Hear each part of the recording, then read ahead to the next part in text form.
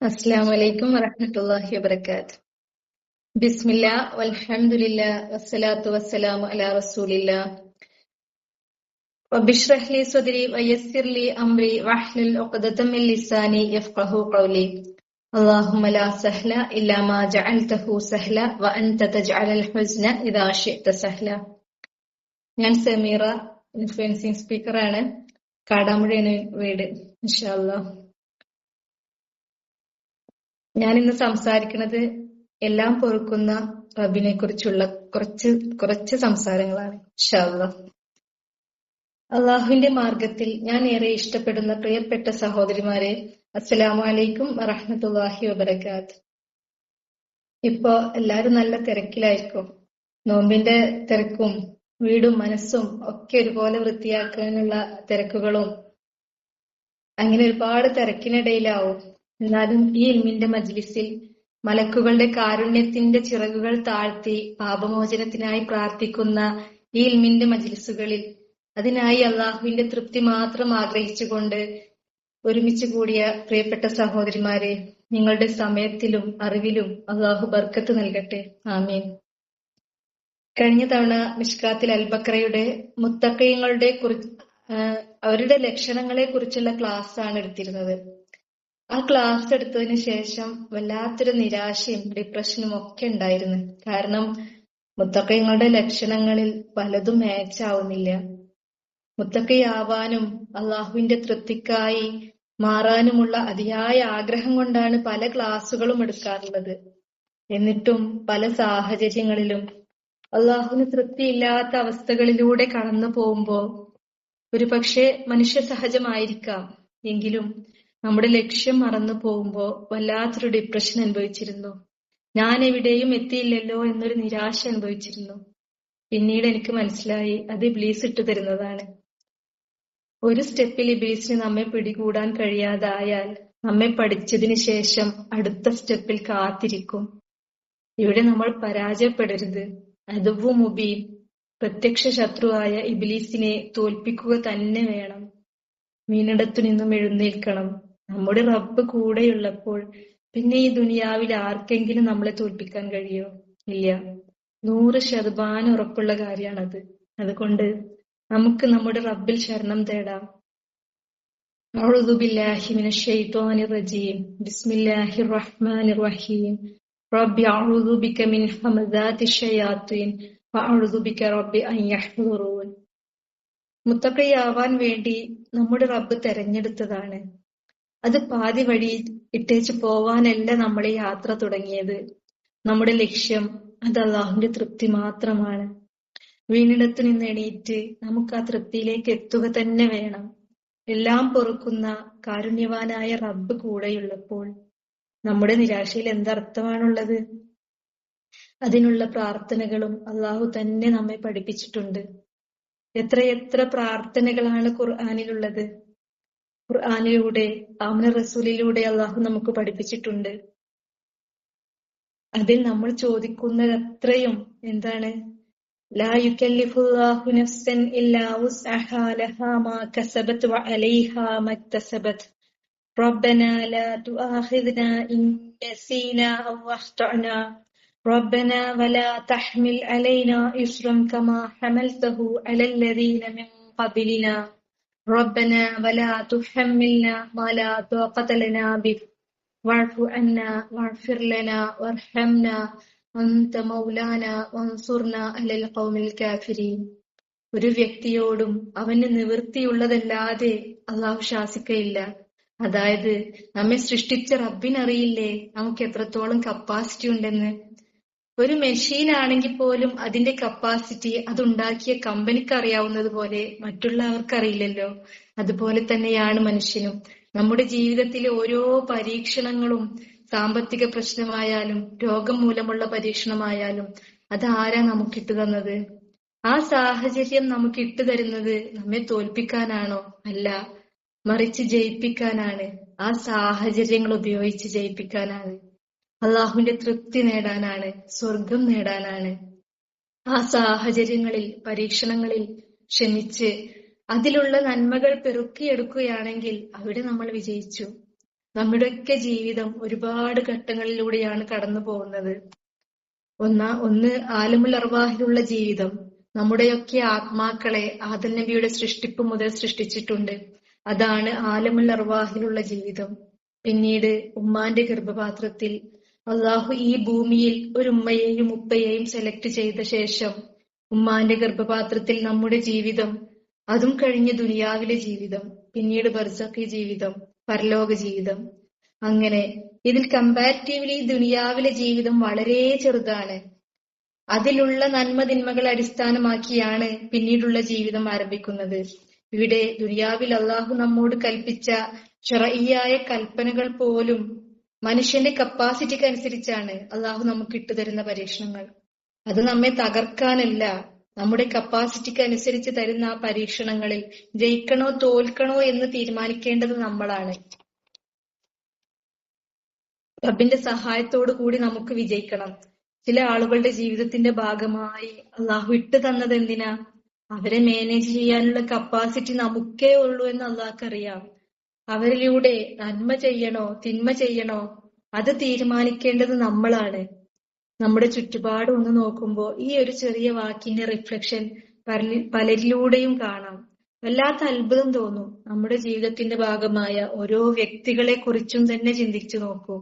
അവരിലൂടെ നമ്മൾ നേടുന്നത് നന്മയാണോ തിന്മയാണോ? മാതാപിതാക്കളായാലും മക്കളായാലും ഇണകളായാലും ഒക്കെ. പ്രായമായ മാതാപിതാക്കൾ ഉണ്ടായിട്ടും സ്വർഗം നേടാത്തവർ നിർഭാഗ്യവാന്മാരാണെന്നാണ് റസൂൽ സല്ലല്ലാഹു അലൈഹി വസല്ലം നമ്മെ പഠിപ്പിക്കുന്നത്. അല്ലാഹു സുബ്ഹാനഹു തആല പറയുന്നുണ്ട്, നിങ്ങൾ കാരുണ്യത്തിന്റെ ചിറകുകൾ അവർക്ക് താഴ്ത്തി കൊടുക്കുക എന്ന് പറയുന്നത് കൊണ്ട് എന്താ അർത്ഥമാക്കുന്നത്? നിങ്ങളുടെ സമയവും സാമീപ്യവും വർത്തമാനവും ചേർത്ത് പിടിക്കലും ഏറ്റവും കൂടുതൽ ആഗ്രഹിക്കുന്ന സമയത്ത് അവർ മുഖേന സ്വർഗത്തിൽ പ്രവേശിക്കാൻ നമുക്ക് സാധിക്കണം. 4 മാസത്തിലധികം ഭാര്യയെ വിട്ടു നിൽക്കരുതെന്ന് പറയുന്ന ഹദീസ് നമ്മൾ ഭർത്താക്കന്മാരോട് പറഞ്ഞ് വാചാലരാവാറുണ്ട്. പക്ഷേ സുഖമില്ലാത്ത ഉമ്മാനെയും ഉപ്പാനെയും വിട്ട് യുദ്ധത്തിന് പോലും ഇറങ്ങാൻ നബി സല്ലല്ലാഹു അലൈഹി വസല്ലം വിലക്കിയിട്ടുണ്ട്. ആ ഹദീസ് നമ്മൾ കേട്ടിട്ടുണ്ടോ? നമ്മളെ ഭർത്താക്കന്മാരെ ഒക്കെ ബാധ്യത അവരെ ഉമ്മാനെയും ഉപ്പാനെയും നോക്കേണ്ടതാണ്. പക്ഷെ പലപ്പോഴും അവർക്കതിന് കഴിയാറില്ല. കാരണം എന്താണോ, നമ്മുടെ ഭർത്താക്കന്മാർ നല്ല രീതിയിൽ നമ്മൾക്ക് ജീവിക്കാൻ വേണ്ടി, മക്കൾക്ക് വിദ്യാഭ്യാസത്തിന് വേണ്ടി, നമ്മുടെ മാതാപിതാക്കളെ ചികിത്സക്ക് വേണ്ടി ഒക്കെ അവര് കുടുംബം വിട്ട് അധ്വാനിച്ചേ തീരൂ. അപ്പോ അള്ളാന്റെ കോപത്തിൽ നിന്നും അവരെ നമുക്ക് രക്ഷിക്കണമെങ്കിൽ അവരെ മാതാപിതാക്കളെ നമ്മൾ പരിചരിച്ചിട്ടുണ്ടെങ്കിൽ നമുക്ക് കിട്ടുന്ന പ്രതിഫലം എത്രയായിരിക്കും? അവിടെയും നമുക്ക് മുത്തും പവിഴവും പെറുക്കാനില്ലേ? ആ സാഹചര്യങ്ങൾ നമുക്ക് ഇട്ടു തന്നത് നമ്മുടെ ക്ഷമ പരീക്ഷിക്കുന്നതിന് വേണ്ടിയാണ്. ഇനി അനുസരണക്കേട് കാണിക്കുന്ന മക്കളാണെങ്കിലും ശരി, ഇണകളാണെങ്കിലും ശരി, ആ പരീക്ഷണങ്ങളിൽ നിന്നും മുത്തും പവിഴവും പെറുക്കിയെടുക്കാൻ കഴിയണം. നമ്മൾ അനുഭവിക്കുന്ന ഓരോ വേദനക്കും കഷ്ടപ്പാടുകൾക്കും ഓരോ പ്രയാസങ്ങൾക്കും, അല്ലെങ്കിൽ ഒരു കത്തി തട്ടി മുറിവായാൽ പോലും നമ്മൾ അനുഭവിക്കുന്ന ചെറിയ പ്രയാസത്തിന് പോലും നമ്മുടെ പാപങ്ങൾ പുറത്തു തരുന്നതാണ്. ഇങ്ങനെയുള്ള പല പ്രയാസങ്ങളും നേരിടുന്നവരെ കാണുമ്പോൾ സങ്കടം വരാറുണ്ട്. നമുക്ക് തീരെ സഹിക്കാത്തൊരു കാര്യം എന്താ? നമ്മുടെ മക്കൾക്ക് അസുഖം വരുന്നത്. ജന്മനാ പല വൈകല്യങ്ങളുമുള്ള, പല അസുഖങ്ങളുമുള്ള എത്ര മക്കളാണ് നമ്മുടെ നിത്യജീവിതത്തിൽ കാണുന്നത്? അതല്ലെങ്കിൽ ചെറുപ്പത്തിലെ മക്കൾ നഷ്ടപ്പെട്ട മാതാപിതാക്കൾ, അവരൊക്കെ കാണുമ്പോൾ തോന്നും, റബ്ബേ എങ്ങനെ ഇവരിത് സഹിക്കുന്നു എന്ന്. പക്ഷെ അവിടെ അള്ളാഹ്ക്കറിയാം ആ പരീക്ഷണം നേരിടാനുള്ള കപ്പാസിറ്റി അവർക്കുണ്ടെന്ന് അള്ളാഹ്ക്കറിയാം. ഓരോ വ്യക്തിക്കും സഹിക്കാൻ കഴിയുന്ന പരീക്ഷണങ്ങളെ അള്ളാഹു അവർക്ക് നൽകും. എല്ലാ പ്രയാസത്തിന്റെയും കൂടെ ഒരു എളുപ്പമുണ്ട്. അത് റബ്ബിന്റെ വാക്കാണ്. ഇന്ന മഅൽ ഉസ്രി യുസ്ര. ഇത് ആവർത്തിച്ച് പറയുന്നുണ്ട്. ഈ പ്രയാസം കൊണ്ട് നമ്മൾ അനുഭവിക്കുന്ന ഓരോ വേദന കൊണ്ടും നമ്മൾ അറിഞ്ഞോ അറിയാതെയോ ചെയ്തു പോയ പാപങ്ങൾ അള്ളാഹു പുറത്തു തരുന്നുണ്ടെന്നറിയുമ്പോ അള്ളാഹിന്റെ കാരുണ്യം എവിടെ എത്തി? പ്രിയപ്പെട്ടവരെ, ഇത്രയും കാരുണ്യം നമ്മോട് കാണിക്കുന്ന റബ്ബിനോട് എങ്ങനെ നമ്മൾ നന്ദി കാണിക്കാതിരിക്കും? പതിവായി അദ്കാറുകൾ ചെല്ലുമ്പോൾ നമ്മൾ മനസ്സ് നിറഞ്ഞു പറയാറില്ലേ, റളീതു ബില്ലാഹി റബ്ബ വബിൽ ഇസ്ലാമി ദീന വബിമുഹമ്മദിൻ സ്വല്ലല്ലാഹു അലൈഹി വസല്ലം നബിയ. ഞാൻ നിന്നിൽ തൃപ്തിപ്പെട്ടിരിക്കുന്നു റബ്ബേ, അള്ളാഹുവിനെ റബ്ബായും ഇസ്ലാമിനെ മതമായും മുഹമ്മദ് നബി സല്ലല്ലാഹു അലൈഹി വസല്ലമയെ നബിയായും ഞാൻ തൃപ്തിപ്പെട്ടിരിക്കുന്നു. എത്ര റാഹത്തോടെയാണ് നമ്മൾ ഈ ദിക്ർ ചെല്ലാറുള്ളത്. ജീവിതത്തിലെ ഓരോ നിമിഷങ്ങളിലും അള്ളാഹുവിന്റെ സഹായം കാരുണ്യമൊക്കെ കാണുമ്പോൾ വല്ലാത്ത അത്ഭുതമാണ്. രാവിലെ ഉണർന്നെണീറ്റാൽ എന്തെല്ലാം തിരക്കുകളാ നമുക്കുള്ളത്.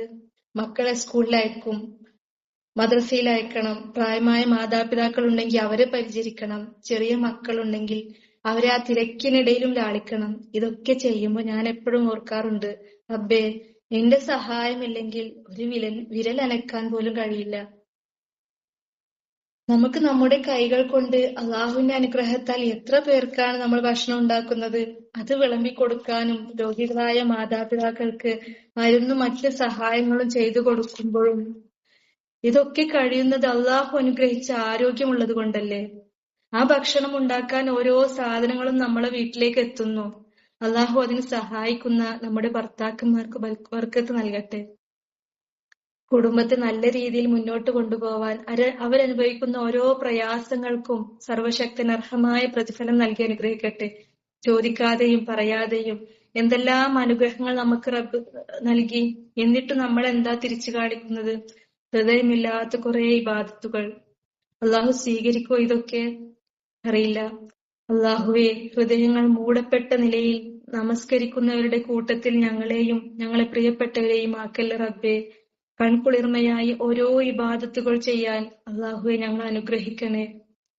നമ്മൾ പറഞ്ഞു വെച്ചത് ഓരോരുത്തരുടെയും കപ്പാസിറ്റിക്ക് അനുസരിച്ചുള്ള പരീക്ഷണങ്ങളെ അള്ളാഹു നൽകൂ എന്നാണ്.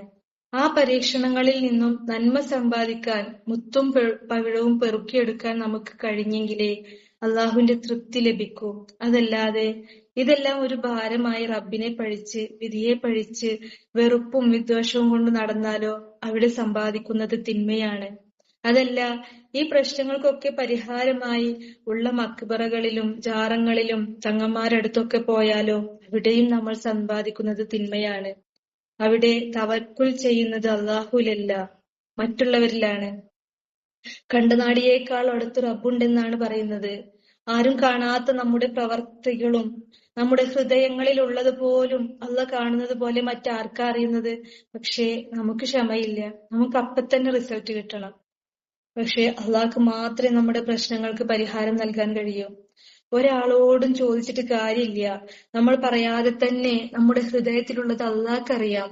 ആ അള്ളാഹ്ക്ക് മാത്രമേ നമ്മുടെ പ്രാർത്ഥനയ്ക്ക് ഉത്തരം നൽകാൻ കഴിയൂ. റബ്ബ് ടെസ്റ്റ് ചെയ്യുക തന്നെ ചെയ്യും നമ്മുടെ വിശ്വാസം, നമ്മൾ ആരിലാ തവക്കുൽ ചെയ്യുന്നത് എന്നൊക്കെ. അത് ജാറങ്ങളിലോ മക്ബറകളിലോ അത് വാൾദൈവങ്ങളിലോ. ഇത്രയൊക്കെ തെളിവുകൾ നിരത്തിയിട്ടും എന്താ നമ്മുടെ സമുദായം ഇങ്ങനെ ശിർക്കിലൂടെ നടക്കുന്നത്? എന്തിനാ അള്ളാന്റെ കഴിവുകൾ ഈ മരണപ്പെട്ടവർക്കും തങ്ങന്മാർക്കും ഒക്കെ ഉണ്ടെന്ന് പറയുന്നത്?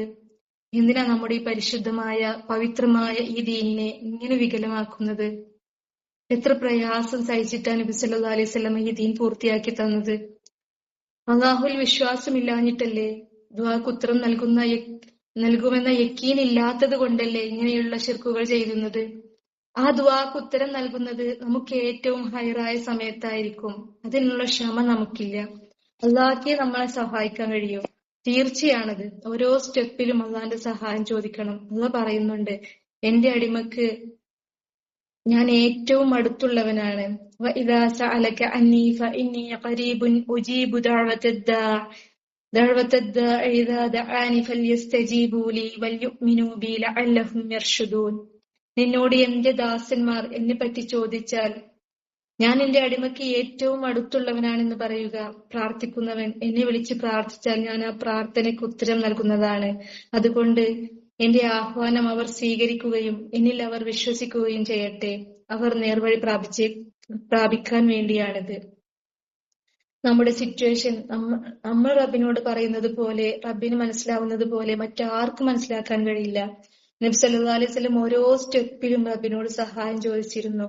നമ്മുടെ സിറ്റുവേഷനുകളിൽ മാറ്റം വരുത്താൻ റബ്ബിനേ കഴിയൂ. ഇവിടെയും ചിന്തിക്കണം, ചില ദുആക്ക് പെട്ടെന്ന് ഉത്തരം ലഭിക്കാറില്ല. ചില ദുആകൾക്ക് പെട്ടെന്ന് ഉത്തരം ലഭിക്കും. ചില ദുആകൾക്ക് ഏറ്റവും ഹൈറായ മറ്റൊരു സമയത്ത് ഉത്തരം ലഭിക്കും. ചിലപ്പോൾ ആ ദുആക്കുള്ള പ്രതിഫലം നാളെ പരലോകത്തേക്ക് മാറ്റിവെക്കും. ആ യൗമുൽ ഖിയാമയിൽ നമ്മൾ ആഗ്രഹിക്കുമത്രേ എന്റെ ഒറ്റ ദുആക്കും ഉത്തരം നൽകാതിരുന്നെങ്കിൽ എന്ന്. ഒന്നുമല്ലെങ്കിലും ആ ദുആയിലൂടെ നിരന്തരമായി അള്ളാഹുവിനോടുള്ള കണക്ഷൻ ഉണ്ടാക്കുന്നത് തന്നെ എത്ര പ്രതിഫലമായ കാര്യമാണ്. ആ ദുആകളൊക്കെ ഇബാദത്ത് തന്നെയല്ലേ. ആ ദുആകൾക്ക് ധൃതി കൂട്ടുന്നത് അള്ളാഹ്ക്ക് ഇഷ്ടല്ല.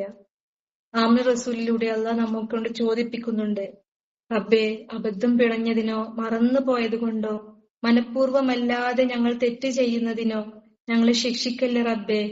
ദിവസം എത്ര അബദ്ധങ്ങൾ സംഭവിക്കാറുണ്ട്. നമസ്കാരത്തിൽ പൂർണ്ണമായ ശ്രദ്ധ കൊടുക്കണമെന്ന് ആത്മാർത്ഥമായി ആഗ്രഹിക്കുമ്പോഴും ശ്രദ്ധ മാറിപ്പോകുന്നു, മറന്നു പോകുന്നു. സുന്നത്തുകൾ ഫോളോ ചെയ്യണമെന്ന് ആഗ്രഹിക്കുമ്പോഴും മറന്നു പോകുന്നു. മക്കളോട് ദേഷ്യപ്പെടരുതെന്ന് ആഗ്രഹിക്കുമ്പോഴും ക്ഷമ നഷ്ടപ്പെടുന്നു.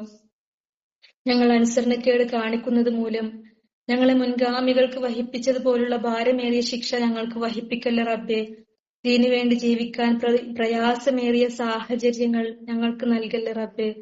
ഞങ്ങളെ താക്കത്തിനപ്പുറമുള്ള പരീക്ഷണങ്ങൾ ഞങ്ങൾക്ക് നൽകല്ല റബ്ബേ. ദീനിലുള്ള കൽപ്പനകളായാലും ജീവിതത്തിലുള്ള കൽപ്പനകളായാലും ഞങ്ങൾക്ക് താങ്ങാൻ പറ്റാത്തത് നൽകല്ല റബ്ബേ.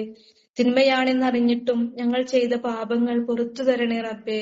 ഞങ്ങളെ എല്ലാ തെറ്റുകളും മായ്ച്ചു കളയണേ റബ്ബേ.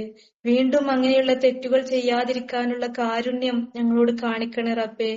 നീയാണ് ഞങ്ങളുടെ രക്ഷകൻ. നീയില്ലാതെ ഞങ്ങൾക്കൊന്നും കഴിയില്ല. മറ്റൊരാൾക്ക് പുറത്തു കൊടുക്കണമെങ്കിൽ പോലും നിന്റെ സഹായം വേണം റബ്ബേ. അവിശ്വാസികളുടെ മേൽ ഞങ്ങളെ സഹായിക്കണേ റബ്ബേ. എന്തൊരു ഭംഗിയാണല്ലേ ആമിർ റസൂലിന്റെ പ്രാർത്ഥനകൾക്ക്. ഓരോ ദിവസവും എങ്ങനെയാണ് കഴിച്ചു കൂട്ടുന്നതെന്ന് നമുക്കറിയാം. രാത്രി കിടക്കുന്നതിന് മുമ്പ് എല്ലാം റബ്ബിനോട് ഏറ്റുപറഞ്ഞ് ഈ ഒരു ആമിർ റസൂൽ പതിവാക്കിയ ശേഷം പുലരുമ്പോൾ എത്ര ശുദ്ധമായ ഹൃദയത്തോടെ ആയിരിക്കും ഉണരുന്നത്. പാപക്കറകളില്ലാത്ത ശുദ്ധമായ ഹൃദയത്തോടു കൂടി നമുക്ക് റബ്ബിനെ കണ്ടുമുട്ടണം. ശിർക്ക് ചെയ്ത മനുഷ്യന് പോലും അള്ളാഹു പൊരുത്തപ്പെട്ടു കൊടുക്കും. അയാൾക്കും പാപമോചനമുണ്ട്. അള്ളാഹുവിനോട് കണ്ണു നിറഞ്ഞ് പാപമോചനം തേടിയാൽ ആ തെറ്റ് അള്ളാഹു പൊരുത്തപ്പെട്ടു കൊടുക്കും. നമുക്ക് നിരാശയാണ്. നമുക്ക് മുത്തഖിയാവാൻ കഴിയോ? അള്ളാഹു നമ്മുടെ ദോഷങ്ങളെല്ലാം പൊരുത്തപ്പെടുവോ എന്നൊക്കെ ചിന്തിച്ച് നമുക്ക് നിരാശയാണ്. തെറ്റ് ചെയ്യാത്ത മനുഷ്യരില്ല. ആദമിന്റെ പുത്രനാണോ തെറ്റ് ചെയ്യും. പക്ഷേ തെറ്റ് ചെയ്യുന്നവരുടെ കൂട്ടത്തിൽ ഏറ്റവും ഉത്തമർ ആ തെറ്റിൽ നിന്നും ഖേദിച്ചു മടങ്ങുന്നവരാണ്.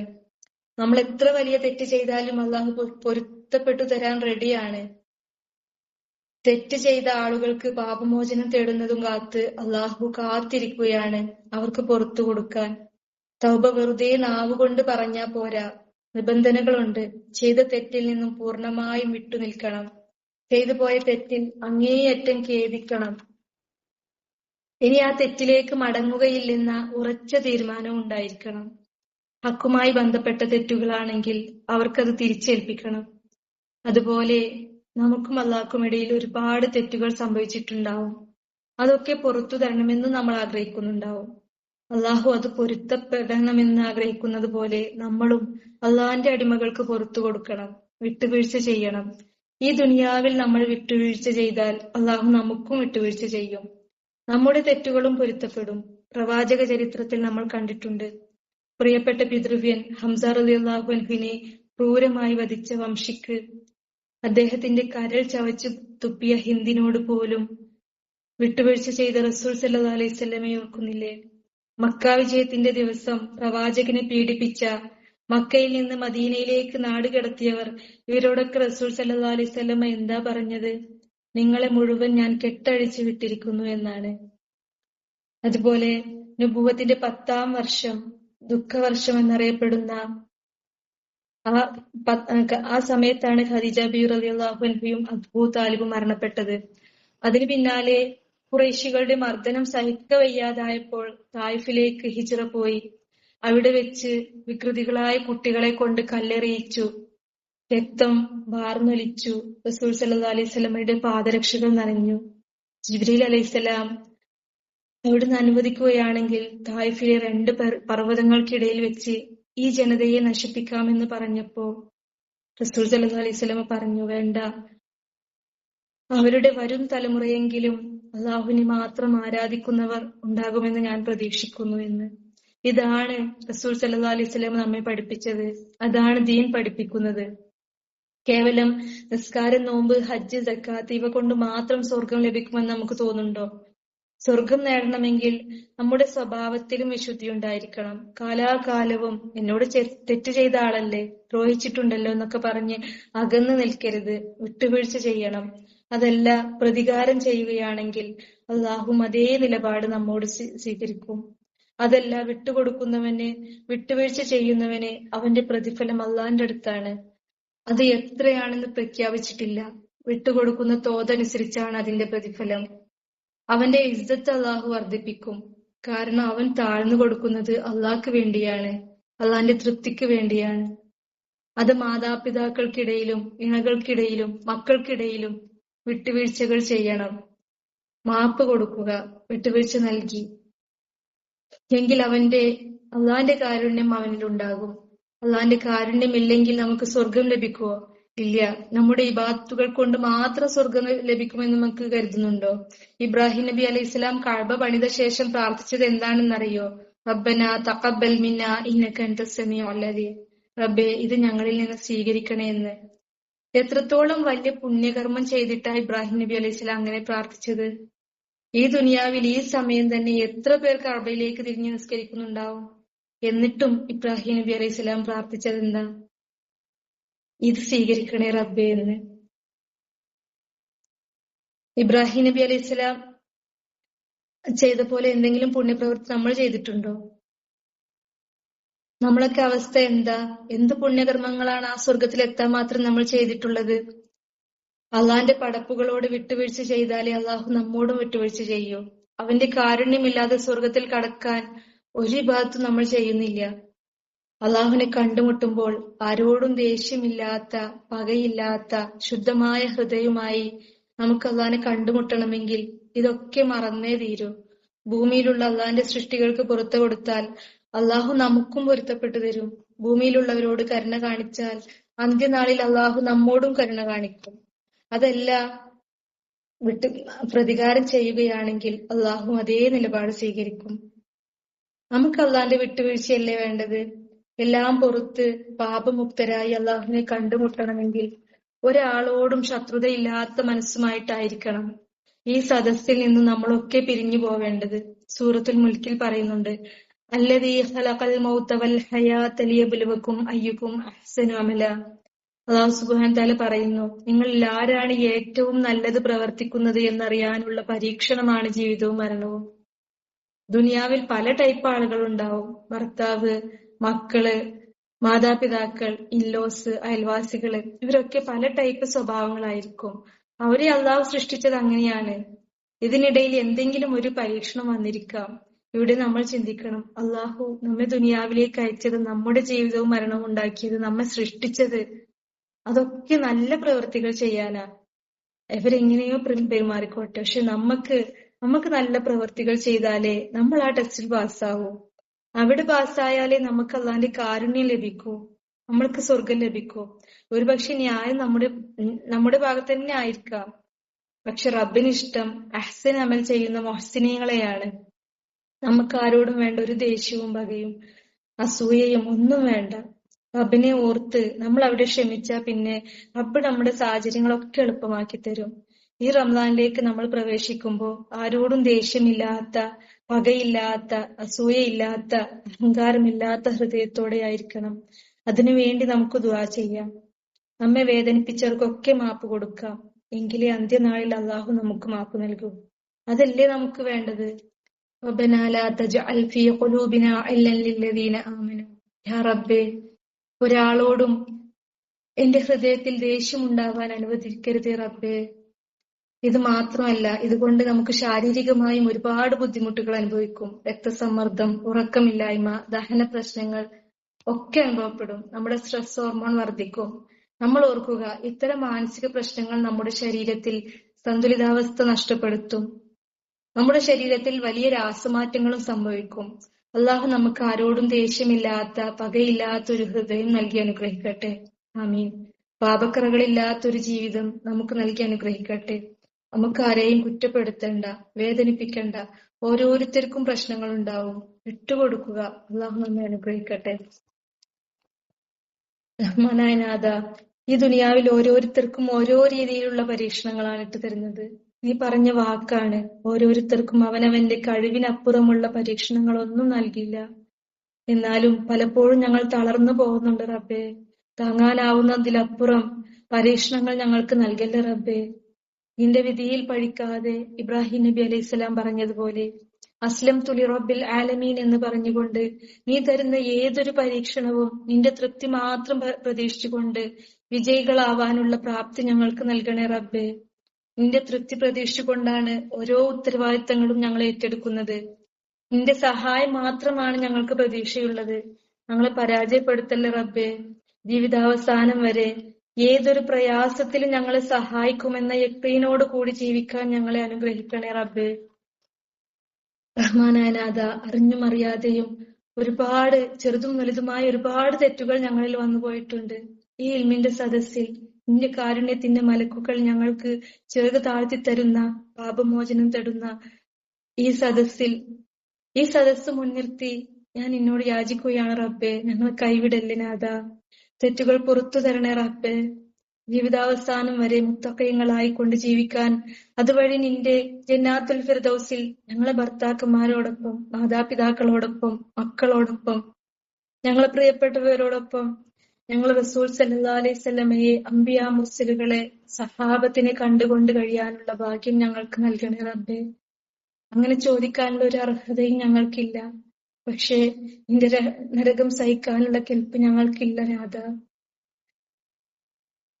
അതുകൊണ്ട് ജീവിതാവസാനം വരെ നിന്നെ സൂക്ഷിക്കുന്ന, നിന്റെ കൽപ്പനകൾ അനുസരിക്കുന്ന മുത്തഖീങ്ങളായിക്കൊണ്ട് ജീവിക്കാനുള്ള തൗഫീഖ് ഞങ്ങൾക്ക് നൽകണേ റബ്ബേ. പലപ്പോഴും ശൈത്താന്റെ പ്രലോഭനങ്ങൾ ഞങ്ങൾ വീണു പോകുന്നുണ്ട് റബ്ബേ. നിന്റെ സഹായമുണ്ടെങ്കിൽ ശൈത്താന് ഞങ്ങളെ വീഴ്ത്താൻ കഴിയില്ല റബ്ബേ. ഞങ്ങളെ സഹായിക്കണേ റഹ്മാനെ. ആരെയും വേദനിപ്പിക്കാത്ത, ഒരാളെ കുറിച്ച് മോശമായി ചിന്തിക്കാത്ത നല്ല മനസ്സ് ഞങ്ങൾക്ക് നൽകണേ റബ്ബേ. ഞങ്ങളെ പ്രിയപ്പെട്ടവർക്കും ആരെയും വേദനിപ്പിക്കാത്ത നല്ല മനസ്സ് നൽകണേ റബ്ബേ. നിന്റെ സൃഷ്ടികളിൽ ആരെയെങ്കിലും ഞങ്ങൾ വേദനിപ്പിച്ചിട്ടുണ്ടെങ്കിൽ പൊരുത്തപ്പെട്ടു തരണേ റഹ്മാനെ. ഈ റമദാനിലേക്ക് കാലെടുത്ത് വെക്കുമ്പോ ഞങ്ങളെ തെറ്റുകളെല്ലാം പുറത്ത് അവിടുന്ന് അങ്ങോട്ടുള്ള ജീവിതം ഒരു മുത്തഖിയായി, മുഹ്സിനായി ജീവിക്കാനുള്ള തൗഫീഖ് നൽകണേ റബ്ബേ. ഞങ്ങളോ ഞങ്ങളുടെ മാതാപിതാക്കളോ ഞങ്ങളെ മക്കൾ കാരണമോ ഒരാളും വേദനിക്കരുത് റബ്ബേ. ഞങ്ങളെ ഭർത്താക്കന്മാർ ഞങ്ങളെ കുടുംബത്തിന് വേണ്ടി ഒരുപാട് കഷ്ടപ്പെടുന്നുണ്ട് റബ്ബേ. കുടുംബത്തോടൊപ്പം ജീവിക്കാൻ അവർക്ക് എത്രത്തോളം ആഗ്രഹമുണ്ടെന്ന് എനിക്കറിയാവുന്നത് പോലെ മറ്റാർക്കും അറിയില്ല. അവർക്ക് ദുനിയാവിലും ആഖിറത്തിലും ബർക്കത്ത് നൽകണേ റബ്ബേ. ഞങ്ങളെ മക്കളെ ദുനിയാവിലും ആഖിറത്തിലും ഉപകാരപ്പെടുന്ന മക്കളാക്കണേ റഹ്മാനെ. ഇന്നത്തെ ഈ സമൂഹത്തിൽ ഞങ്ങളെ മക്കൾക്ക് ചുറ്റും ശൈത്താന്റെ പ്രലോഭനങ്ങളാണ് റബ്ബേ. അവർക്ക് ചുറ്റും ഒരു സുരക്ഷാ കവചം തീർത്തു കൊടുക്കണേ റബ്ബേ. നിന്റെ ദീനിനെ സംരക്ഷിക്കുന്ന, ദീനിനു വേണ്ടി പ്രവർത്തിക്കുന്ന സ്വാലിഹായ മക്കളാക്കണേ റബ്ബേ. ഞങ്ങളെ മക്കളെ ഞങ്ങൾക്ക് ജാരിയായ സ്വതക്കയാക്കണേ റബ്ബേ. ഞങ്ങളെ മാതാപിതാക്കളോട് നീ കരുണ കാണിക്കണേ റഹ്മാനെ. ഒരു തരത്തിലും അവരെ വേദനിപ്പിക്കല്ലേ റബ്ബേ. അവർക്ക് ഞങ്ങളെ ജാരിയായ സ്വതക്കയാക്കി മാറ്റണേ റഹ്മാനെ. ഖബറിൽ കിടക്കുന്ന ഞങ്ങളെ മാതാപിതാക്കളെ ദോഷങ്ങളെല്ലാം പുറത്തു കൊടുക്കണേ റബ്ബേ. അവരുടെ ഖബറിടം വിശാലമാക്കണേ റബ്ബേ. ഞങ്ങളെ ഒരുപാട് സ്നേഹിച്ച അവരോട് നീ കരുണ കാണിക്കണേ റബ്ബേ. അവരുടെ കൂടെ ജീവിച്ചു കൊതി തീർന്നിട്ടില്ല റബ്ബേ. ഞങ്ങളെ നാളെ ജന്നാത്തുൽ ഫിർദൗസിൽ ഞങ്ങളെ ഒരുമിച്ച് കൂട്ടണേ റഹ്മാനെ. ഞങ്ങളെ സഹോദരങ്ങൾക്ക് ദുനിയാവിലും ആഖിറത്തിലും ഹൈറും ബർക്കത്തും നൽകണേ റഹ്മാനെ. അവരുടെ ജീവിതത്തിലെ പ്രയാസങ്ങൾ എത്രത്തോളം എന്ന് നിനക്കറിയാവുന്നത് പോലെ മറ്റാർക്കും അറിയില്ല. അവരുടെ പ്രയാസങ്ങളെ ദൂരീകരിച്ചു കൊടുക്കണേ റബ്ബേ. ഒരിക്കലും അവരെ തളർത്തല്ലേ റബ്ബേ. അവരുടെ കുടുംബങ്ങളിൽ എല്ലാവിധ ഐശ്വര്യവും നൽകണേ റഹ്മാനെ. അവരടുത്ത് എന്തെങ്കിലും വീഴ്ചകൾ സംഭവിച്ചിട്ടുണ്ടെങ്കിൽ പുറത്തു കൊടുക്കണേ റബ്ബേ. ഞങ്ങൾക്കിടയിൽ സ്നേഹവും സന്തോഷവും ജീവിതാവസാനം വരെ നിലനിർത്തണേ റബ്ബേ. രോഗങ്ങൾ കൊണ്ട് കഷ്ടപ്പെടുന്നവർക്ക് ശമനം നൽകണേ റഹ്മാനെ. ഞങ്ങളെ പ്രിയപ്പെട്ടവരിൽ പലരും പലതരം പ്രയാസം അനുഭവിക്കുന്നവരാണ്. അവരുടെയൊക്കെ പ്രയാസങ്ങൾക്ക് പരിഹാരം നൽകാൻ നിനക്ക് മാത്രമേ കഴിയൂ. ഞങ്ങളെ സഹായിക്കണേ റബ്ബേ. ഞങ്ങൾക്കും ഞങ്ങളെ കുടുംബത്തിനും ഹിദായത്ത് നൽകണേ റബ്ബേ. നിന്റെ വിചാരണ കോടതിയിൽ ഞങ്ങളെ സ്വന്തത്തെ കൊണ്ടോ പ്രിയപ്പെട്ടവരെ കൊണ്ടോ ഞങ്ങളെ അപമാനിക്കല്ല റബ്ബേ. ഞങ്ങളുടെ കുടുംബങ്ങളെ കൺകുളിർമയുള്ള കുടുംബങ്ങളാക്കണേ റബ്ബേ. ഞങ്ങൾക്കും അയൽവാസികൾക്കും ഇടയിൽ സ്നേഹവും സൗഹാർദ്ദവും നിലനിർത്തണേ റബ്ബേ. പരിശുദ്ധ കഅബാലയത്തിൽ ഹജ്ജ് ചെയ്യാൻ വല്ലാത്ത ആഗ്രഹമുണ്ട് നാഥ. റസൂൽ സല്ലല്ലാഹു അലൈഹി വസല്ലമയുടെ റൗള ഷരീഫിൽ പോയി സലാം പറയാൻ വല്ലാത്ത ആഗ്രഹമുണ്ട് റബ്ബേ. ഞങ്ങൾക്ക് ഹൈറായ സമയത്ത് അത് സാധിപ്പിച്ചു തരണേ റഹ്മാനെ. ഞങ്ങളെ മക്കളെ നീ സംരക്ഷിക്കണേ റഹ്മാനെ. ربنا تقبل منا إنك أنت السميع العليم وتب علينا إنك أنت التواب الرحيم وآخر دعوانا أن الحمد لله رب العالمين آمين برحمتك يا أرحم الراحمين. السلام عليكم ورحمة الله وبركاته.